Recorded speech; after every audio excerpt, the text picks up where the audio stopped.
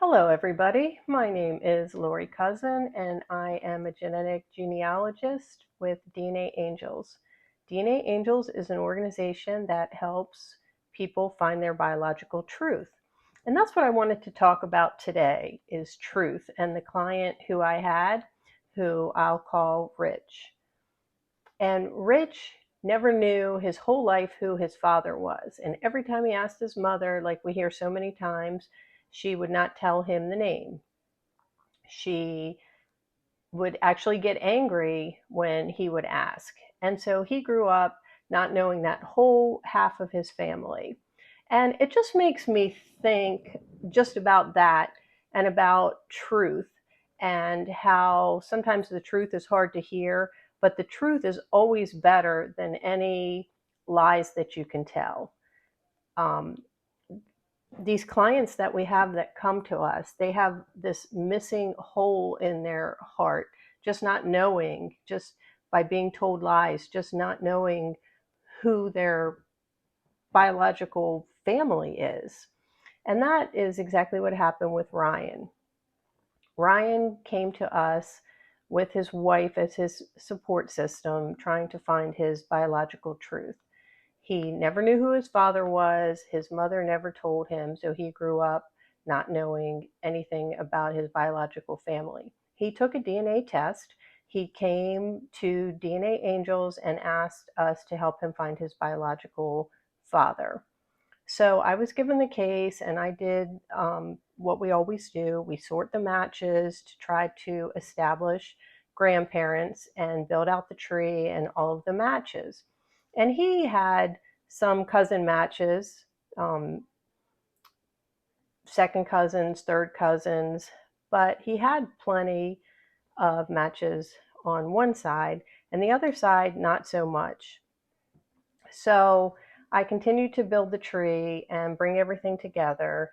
Um, while I was doing my work, I asked Rich and his wife if he had ever been given any names or any clues whatsoever about his biological father. And I was told that they were given the name James Williams.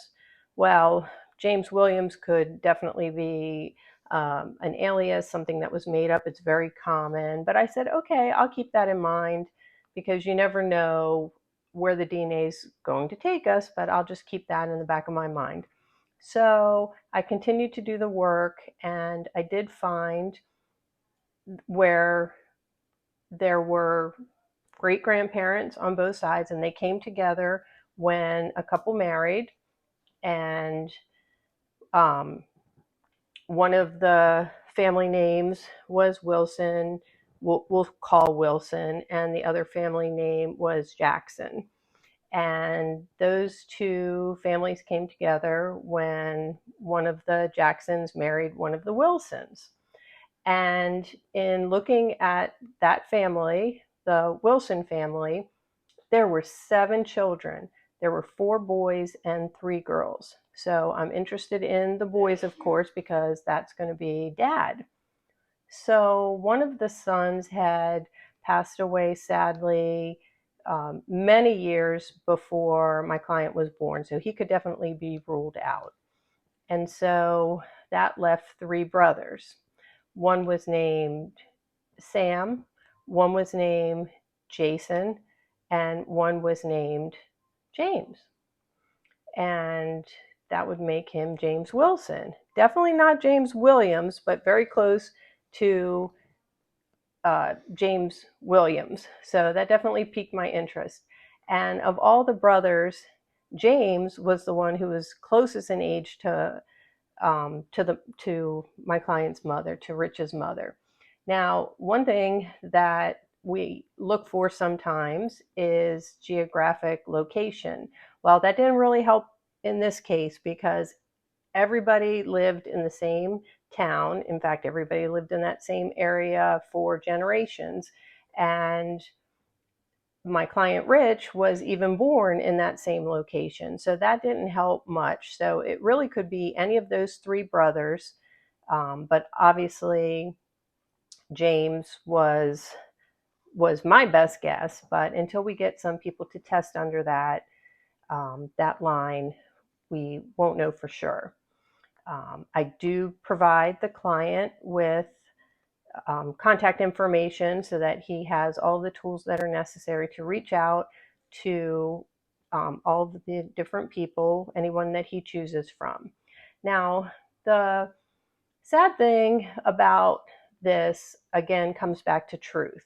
So here is a family with grandparents who had 7 children. Those are aunts, uncles, tons of cousins that Rich was never afforded the privilege of getting to know. His grandparents celebrated over 50 years of marriage before Grandpa died, and Grandma didn't die until around 2016 or 2018. So there's all those years that he could have had a grandmother and gotten all the love that we all who are fortunate to have had grandparents in our lives would have gotten to establish relationships with, would have gotten to know. And that was all robbed from Rich because his mother chose to keep secrets, to tell lies, and to not give him the truth. And regardless of what the situation was for Rich's conception and birth, it pales in comparison to the pain that Rich lives with every day, not knowing who his biological father was. Now, fortunately, all 3 of the possible candidates for Rich's father are all living. And so it is possible for him, even though, all of the men are older now, and there's a lot of years that were missed by him not knowing his biological truth, but at least there is some time, and that is not always the case.